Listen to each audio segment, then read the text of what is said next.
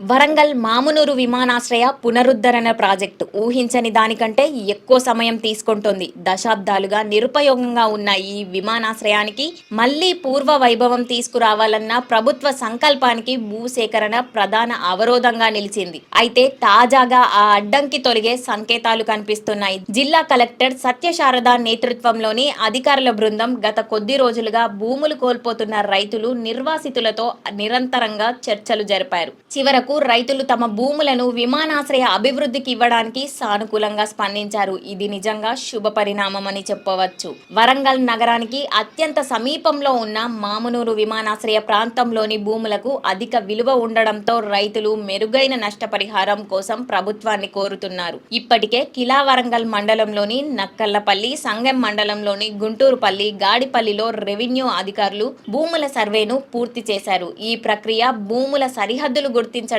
యాజమాన్య హక్కులను నిర్ధారించడం వంటి కీలక పనులను పూర్తి చేశాయి. ప్రస్తుతం విమానాశ్రయంలో భారత విమానాశ్రయాల ప్రాధికార సంస్థ ఆధీనంలో 696 ఎకరాల భూమి ఉంది. అదనంగా 136 మంది రైతుల నుండి మరో 253 ఎకరాల భూమిని సేకరిస్తున్నారు. దీనికోసం రాష్ట్ర ప్రభుత్వం ఇప్పటికే 205 కోట్ల రూపాయలు విడుదల చేసింది. భూసేకరణ పూర్తయిన వెంటనే కేంద్ర విమానయాన శాఖ ఇప్పటికే కేటాయించిన 450 కోట్లతో విమానాశ్రయ అభివృద్ధి పనులు ప్రారంభం కానున్నాయి. నష్టపరిహారం విషయంలో అధికారులు ఎంతో జాగ్రత్తగా వ్యవహరిస్తున్నారు.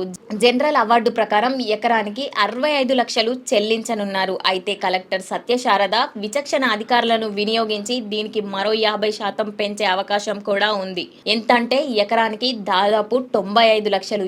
ఇంత భారీ పరిహారం ఇప్పటి వరకు రాష్ట్రంలో ఎక్కడా చెల్లించలేదు. కలెక్టర్ సత్యశారద మాట్లాడుతూ, నిర్వాసితుల త్యాగం విలువైనది. వారికి సాధ్యమైనంత మెరుగైన పరిహారం అందించేందుకే మేము కట్టుబడి ఉన్నాం. ఎవరికీ అన్యాయం జరగకుండా చూస్తామని తాను హామీ ఇచ్చారు. విమానాశ్రయ అభివృద్ధి పూర్తయితే వరంగల్ నుండి శంషాబాద్కు కేవలం గంటలోనే చేరుకోవచ్చు. ఇదే కాకుండా వరంగల్ ప్రాంత అభివృద్ధికి ఇది ఒక మైలురాయని చెప్పవచ్చు.